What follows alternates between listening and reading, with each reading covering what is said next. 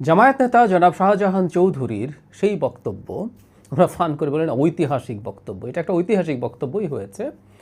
সেটা নিয়ে যথেষ্ট আলোচনা সমালোচনা হয়েছে, এখনও এটার জের চলছে। আমি গতকাল টকশোতে গিয়েও দেখলাম যে এই ইস্যুটা আসছে, এই ইস্যু নিয়ে কথাবার্তা হচ্ছে। এটা নিয়ে পরে আমি এটা নিয়ে ইনস্ট্যান্টলি একটা ভিডিও করেছিলাম। এরপর যা যা হলো সেটা নিয়ে একটু কথা বলতে চাই, আর একটা মূল ইস্যুতে ফোকাস করতে চাইবো, সেটা হচ্ছে নির্বাচনকে নিজের পক্ষে আনার জন্য কারচুপি করতে জামায়াতকে প্রশাসন এবং পুলিশ কবজা করার চেষ্টা করছে। এই ধরনের একটা আলাপ, এই ধরনের একটা অভিযোগ বেশ কিছুদিন থেকে আছে। আমি সেটা নিয়েই আসলে মূলত কথা বলতে চাই। তার আগে একটু দেখি যে জামায়াত ব্যাপারটাকে কিভাবে ডিল করছে। আমি বাংলা ট্রিবিউনে দেখলাম জামায়াতের এই নেতা শাহজাহান চৌধুরী ব্যাখ্যা দিয়েছেন। মানে ব্যাখ্যাগুলো প্রায় এটা উনি বলে না, অন্যান্য রাজনৈতিক দলেরও যখন কেউ উল্টোপাল্টা কিছু করে যে ব্যাখ্যা দেয়, মনে হয় যে আমরা খুবই স্টুপিড, আমরা কিছু বুঝি টুঝি না। যাই হোক, শাহজাহান চৌধুরী বলছেন, দলীয় সম্মেলনে আমি যে বক্তব্য রেখেছি তার মূল কথা হলো প্রশাসন দেশের স্বার্থে, জাতির স্বার্থে কাজ করবে। বর্তমান সরকারের অধীনে দেশের স্বার্থে পুলিশ ও প্রশাসনকে কাজ করতে হবে, আমি সেটাই বোঝাতে চেয়েছিলাম। কিন্তু যারা আমার খণ্ডিত বক্তব্য ফেসবুকে প্রচার করেছেন তারা মূলত ফ্যাসিস্টদেরই সহযোগিতা করছেন এবং মূলত ফ্যাসিস্টদেরই সহযোগিতা করছেন, উস্কানি দিচ্ছেন। আমার পুরো বক্তব্য শুনে যে কেউ বুঝতে পারবে না আমি পুলিশ প্রশাসনকে দেশপ্রেমিক হয়ে দেশ ও জনগণের স্বার্থে কাজ করার জন্যই কথাগুলো বলেছি। মানে ফ্যাসিস্ট নিয়ে আসলে আসলে জিনিসটা ধামাচাপা দেওয়া যায়। সুতরাং জামাতের সমালোচনা করলে ফ্যাসিস্টের সমালোচনা, জামাতের সমালোচনা করে ইসলামেরও সমালোচনা, ইসলাম বিদ্বেষী হয়ে যায়, নাস্তিক হয়ে যায়। এটা বহুবার খেয়েছি। জামাতের তৃতীয় শ্রেণীর এই কৌশলগুলো কতটা কাজ করে তাদের একটু ভেবে দেখা দরকার। তিনি এরপর বলেন যে ভারত অনেক রকম চেষ্টা করছে, তারা বস্তা বস্তা টাকা অস্ত্র ঢোকাবে, লেভেল প্লেইং ফিল্ডের জন্য প্রশাসন ভালো মতো কাজ করতে হবে। আমরা বলতে এখানে জনগণের কথা বলছেন, তাদের কথায় উঠবে, তাদের কথায় বসবে, এই হলো তার ব্যাখ্যা। এটা নিয়ে একটু দেরিতে হলেও গতকাল আমি দেখেছি যে পুলিশের বিশেষ ক্যাডার পুলিশদের সংগঠন তারা এটার প্রতিবাদ জানিয়েছেন। এটা আরও আগেই তাদের এই প্রতিবাদ জানানো দরকার। আর এখনও নির্বাচন কমিশনের আচরণবিধি লঙ্ঘনের আলাপ হয়নি, এবং এখনও কেউ একজন ফর্মালি তিনি নির্বাচন করছেন সেটাও অফিসিয়ালি হয়নি, এটা তফসিলের পরে হয়। ফলে নির্বাচন কমিশনের সেই অর্থে অতটা এখতিয়ার নেই, কিন্তু একটা সফট ধরনের হলেও বিবৃতি নির্বাচন কমিশন দিতে পারত। কারণ এই আলাপগুলো যখন হয় এগুলো নির্বাচনের ব্যাপারে মানুষের নির্বাচন সুষ্ঠু হবে কিনা সেই ব্যাপারে শঙ্কা তৈরি করে, এটা ফর শিওর। জামাতে ইসলামীকে আমরা দেখেছি এটাকে খুবই ধরি মাছ না ছুঁই পানি টাইপের একটা স্টেটমেন্ট দিয়েছে জামাতের সহকারী সেক্রেটারি জেনারেল।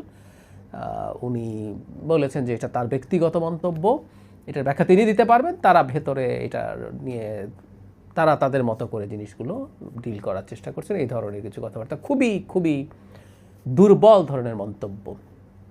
যে ঘটনা জনাব শাহজাহান ঘটিয়েছেন, আমি মনে করি এটা জন্য তাকে দল থেকে বহিষ্কার করা উচিত ছিল। বহিষ্কার করে তার এমপি ইলেকশন করা তো দূরেই থাকুক, তাকে বহিষ্কারই করে দেওয়া দরকার ছিল। নিদেন পক্ষে তার এমপি ইলেকশনের জন্য যে মনোনয়ন দেওয়া হয়েছে সেই মনোনয়ন উইথড্র করা দরকার ছিল। যদি আমি জানি না, অনেকেই বলেন যারা জামাত সম্পর্কে জানেন তিনি অতি ক্ষমতাশালী নেতা, তাকে বাদ দেওয়া জামাতের জন্য প্রায় অসম্ভবের মতো।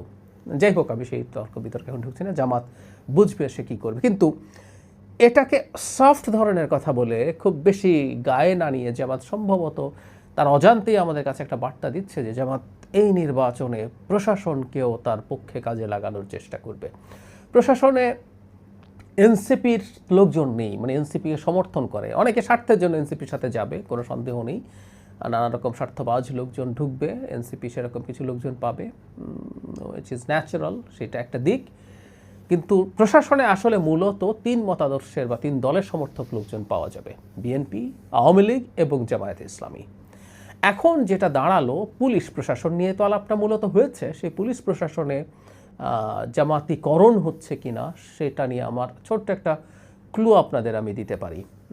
এটা শোনা যায় না আশপাশে, কিন্তু আমি সাধারণত শোনা কথা অতটা ওভাবে বলি না, কিন্তু একটা ক্লু, একটা তথ্যের ভিত্তিতে। কিছুদিন আগে তিনটা দলই, বিএনপি, জামাত এবং এনসিপি, সরকারের কাছে তাদের অপছন্দের উপদেষ্টাদের তালিকা দিয়ে এসেছিল এবং সেটার পরিবর্তন চেয়েছিল। সরকারের উপদেষ্টা যারা ফজলুল কবির খান একটা স্ট্যাটাস দিয়েছেন, সেখানে তিনি তিন দলেরই কারা কারা কাকে কাকে চায় না সেটার যে তালিকা আছে সেটা হলো ফটো কার্ড শেয়ার করে তিনি মন্তব্য করেছেন, কারণ বিএনপি তালিকায় তার নাম ছিল বলে তিনি বলছেন। এখন তার তথ্য যদি সঠিক হয়, আমি জানি না সঠিক কিনা, সঠিক হওয়ার সম্ভাবনাই অনেক বেশি, সেখানে বিএনপির তালিকাতে আরেকজন ছিলেন স্বরাষ্ট্র মন্ত্রণালয়ের বিশেষ সহকারী প্রধান উপদেষ্টার, তিনি ওর তালিকার মধ্যে আছেন, জনাব খোদা বক্স। এখন বিএনপি যদি সত্যি তার ব্যাপারে অভিযোগ জানিয়ে থাকে, তার মানে পুলিশের যে রদবদল বা পরিবর্তন আছে সেটার ক্ষেত্রে তিনি ম্যানিপুলেট করছেন, এবং বিএনপি তাদের ব্যাপারেই এই অভিযোগ জানাবে, তার কম্পিটিটরকে যিনি অন্যায়ভাবে ফেভার করবেন। তার মানে জনাব খোদা বক্স কি জামায়াতে ইসলামের প্রতি ফেভার করছেন? এই প্রশ্ন আসবে। সুতরাং আমরা এটাকে রিলেট করতে পারি। সো প্রশাসনে বা পুলিশে অলরেডি এই ধরনের পরিস্থিতি তৈরি হচ্ছে কিনা এটা জরুরি ভিত্তিতে খেয়াল করা দরকার। এটা পুলিশ গেল, প্রশাসনে একই পরিস্থিতি। জামাত প্রচুর তাদের মতো করে তাদের লোকজনকে পদায়নের চেষ্টা করছে, এটা শোনা যায়। বিএনপিও করছে না তা না, বিএনপিও চেষ্টা করছে। কিন্তু আমার কাছে আরেকটা অ্যালার্মিং জায়গা মনে হয় বাংলাদেশের আগামী নির্বাচনের ক্ষেত্রে। মানে আমরা যত যাই বলি না কেন, যারা জামায়াত বা বিএনপির সাথে অ্যালাইন্ড, এদের বড় অংশর আসলে নিয়োগ হয়েছে এখন যারা নির্বাচনে খুবই ক্রুশিয়াল কিছু পজিশন, ডিসি যারা রিটার্নিং অফিসার হবেন, এসপিরা, ইউএনওরা যারা অ্যাসিস্ট্যান্ট রিটার্নিং অফিসার হবেন, ইউএনওরা তো বটেই, ডিসিএসপিরাও প্রায় সবাই শেখ হাসিনার এই আমলে তারা চাকরিতে ঢুকেছেন। কেউ কেউ সামান্য একটু আগে হলো, পুরো ক্যারিয়ারটা তাদের শেখ হাসিনার সময়ে হয়েছে। সো প্রচুর আওয়ামী লীগার আছে যারা এখন অনেকেই বিএনপি সাজার চেষ্টা করছেন হয়তো। এখন আওয়ামী লীগের সমর্থক যে কর্মীরা আছেন, যে অফিসাররা আছেন, তারা আসলে কোন পক্ষে কাজ করতে পারেন? আমরা এই আলাপটা করার চেষ্টা করছি, অনেকদিন থেকে বলছি। আমি মনে করি শেষ পর্যন্ত সাধারণ কিছু ভোটার, খুবই লিবারেল ভোটাররা বিএনপিকে ভোট দিতেই পারে, দেওয়ার চেষ্টাই করবে। তারা কখনোই জামাতকে ভোট দেবে না, এমনকি শেখ হাসিনা বললেও। কিন্তু মেজরিটি যদি শেখ হাসিনা বা আওয়ামী লীগ ডিসাইড করে জামাতকে ভোট দেওয়া হোক, তাহলে তারা সেটা করবেন না, কোনো রকম কোনো সন্দেহ নেই। কারণ বিএনপি শক্তিশালী হয়ে থাকুক সেটা আওয়ামী লীগ চাইবে না। যদি আওয়ামী লীগ নির্বাচনে না আসতে পারে, যদি তারা জাতীয় পার্টির মধ্যে ঢুকে নির্বাচন করতে না পারে, বা ইন্ডিপেন্ডেন্ট হিসাবে খুব সুবিধা করতে না পারে, তাহলে তাদের ভোট তারা জামাতে দেওয়ার সিদ্ধান্ত নিতে পারেন।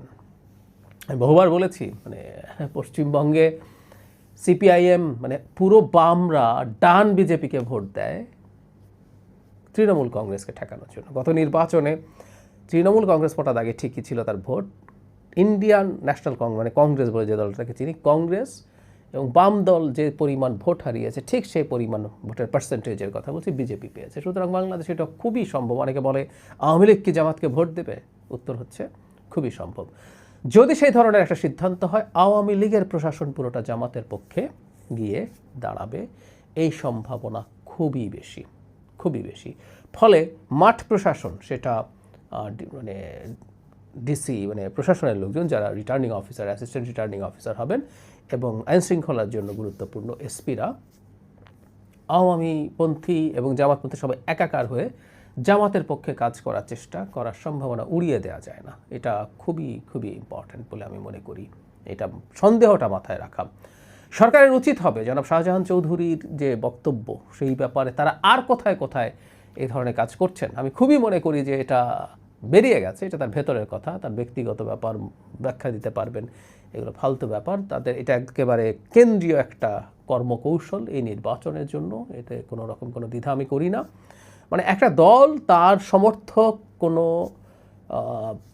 তার সাথে এক ধরনের অ্যালাইনমেন্ট আছে, এই ধরনের কোনো কর্মকর্তাকে যদি এই উদ্দেশ্যে রাখতে চাইতেন যে আমার প্রতি সে নেগেটিভ আচরণ করবে না, এটুকু নিশ্চিত করার জন্য, তাহলে কথা ছিল। কিন্তু জনাব শাহজাহান চৌধুরীর কথা হচ্ছে উঠবে বসবে, গ্রেফতার করবে, মামলা দেবে, মানে সব কিছু তার কথাই হতে হবে। গ্রেফতার আগে মামলা পরে, এই সব কিছু স্কুলগুলো টিচারদেরকে তাদের কথা বলতে হবে। এখানে কিন্তু গায়ের জোরের কথা আছে এবং তাকে স্বার্থে ব্যবহার করার কথা আছে।